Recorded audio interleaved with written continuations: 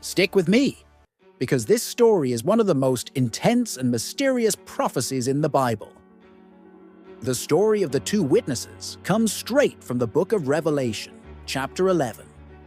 Let's take a look at what it says. And I will grant authority to my two witnesses, and they will prophesy for 1260 days, 42 months, 3½ years, dressed in sackcloth.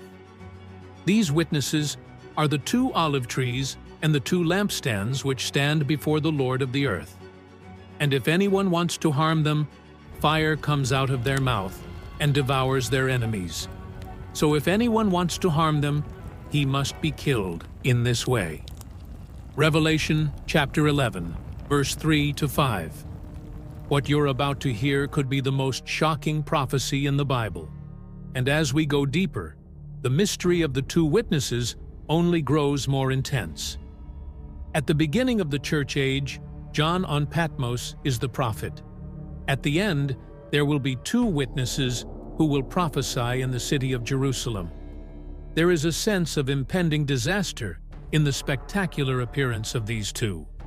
They will prophesy in Jerusalem, but what if Jerusalem itself has become too corrupt to listen?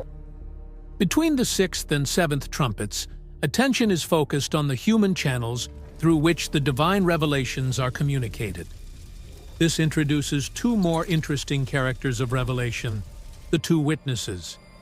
The nature of their ministry is prophetic, as evidenced by the fact that they will prophesy. They preach and display repentance, as seen by their wearing sackcloth. And they have an effective ministry as we read, I will give power.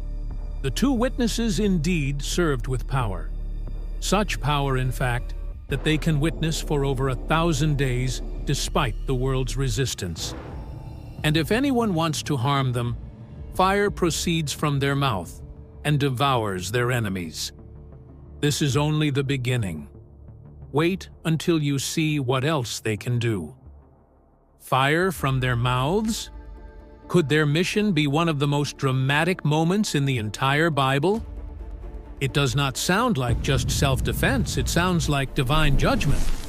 First, this is a sign of God's power. Throughout the Bible, fire represents God's judgment and presence. Think about Mount Sinai, where God appeared to Moses in a blazing fire, or the prophets of Baal, humiliated by Elijah when fire from heaven consumed his offering. The two witnesses' firepower is a direct message. God is real, and He is not to be ignored.